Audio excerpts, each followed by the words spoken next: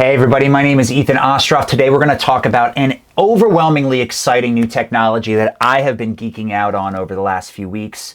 It is called ChatGPT.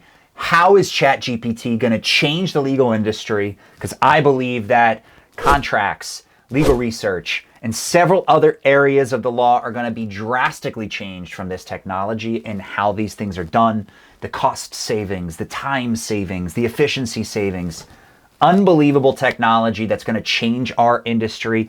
Before I get into that, make sure to hit that subscribe, follow along, where I will make sure you're informed on your future personal injury case and other things that I find relevant. So just to give you a little bit of background about myself, my name is Ethen Ostroff. I'm the CEO of a virtual assistant staffing company and my own mass torts personal injury firm. I pride myself on being ahead of the curve.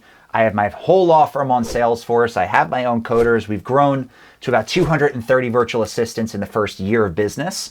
Now, how is it that all these things, these forward-thinking things, can really be impacted by ChatGPT? Now, there are plenty of pros and cons. I'm going to dive right into them. So what is ChatGPT? ChatGPT is something called a language predictor model. It is artificial intelligence. Now, there are several different kinds of these artificially intelligent brains, and in the future, I believe that there will be several of them, and eventually there will be bridges between them, and some will have better functionality than others. Some might be, to replace your receptionist. Some might be for specifically contract writing, and some will be better at some things than others. But this is an example of a language predictor model where basically you ask it a question and it spits out an answer. For example, please write a pleading on the Philadelphia Court of Common Pleas for a personal injury case where my client was rear-ended. What it will do is spit out what I just asked for, and it will actually start writing that document for you. And what's amazing about it is if you say, hey, I don't like this part, but I want you to kind of tweak it and make it have this language, then it will update that contract for you on the fly. So things like legal documents, summarizing complex cases, doing legal research, drafting motions. What it does is it gets rid of the need for writer's block, because if you say, hey, get this started for me, it'll at least get it started for you so you can say, all right, now tweak this, tweak that, tweak this, tweak that, boom, I'm done. Now, there are some privacy and security concerns. Some things like, social security numbers, I don't suggest you necessarily feed into ChatGPT. There are definitely things that you wouldn't want to put that could be confidential that are now discoverable because you then asked something right in this document. So I strongly suggest that, theoretically, attorney-client privilege is without a third party involved. How are the courts going to interpret this artificial intelligent being? Are they going to deem that, when you use this, that there's no attorney-client privilege? I don't know. It's not a person. It's the same thing as using LexisNexis, arguably, or using Westlaw because you're using something that's outside of your firm for research. I don't know where the courts are going to extend it, but it's going to see some really interesting attorney-client privilege stuff, some doc review stuff, and some really important precedent-setting events are going to happen from this technology. Now, there are definitely some challenges and limitations, some ethical and privacy things you might want to consider. It will be really up to the humans.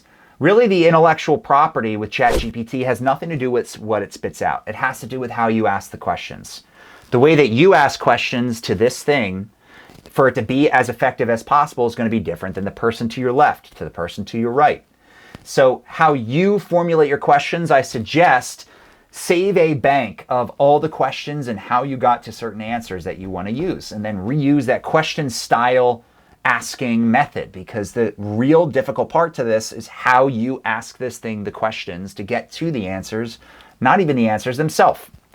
So yes, there are plenty of benefits to this technology. I suggest you spend a few hours, get an account. It is free right now, and I guarantee it will not be free in the near future when they have a user base, just like several of these other technologies have been. They get a big user base, they get people into it, they see the value, and then they start to charge. So in the very near future, this will not be free.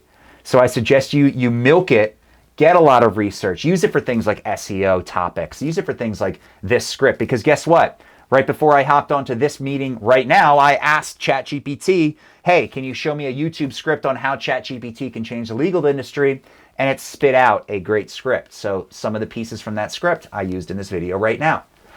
It can really help with Social media captions. It can really help with hashtag research, keyword research. This is really, maybe, arguably, one of the 5 to 10 technologies that are going to be the biggest in my lifetime from a pivot perspective. We used to do it this way, now we do it that way. Social media did that. The internet did that. Email did that. Now artificial intelligence is doing it. And if you don't figure out how to leverage this tool, get the benefits out of it, while you are still ahead of the curve, you will be behind. In the legal industry, you do not want to be too behind, because if you're starting to fall behind, you're already in trouble. So give ChatGPT a try. I'm going to put a link to how to sign up right below, totally free. I'm not making a cent from this. I just really want you as a lawyer to just realize what this thing is and do not be ignorant to the fact that it is a threat to your job. And if you are still focused on doing things how you used to, because you think that that's going to keep you secure, it's not. It's going to do the opposite. The people that learn how to use this tool the best are going to be the ones that get the highest paying jobs, because they are resourceful, innovative, and saving the firm's time if they do this right.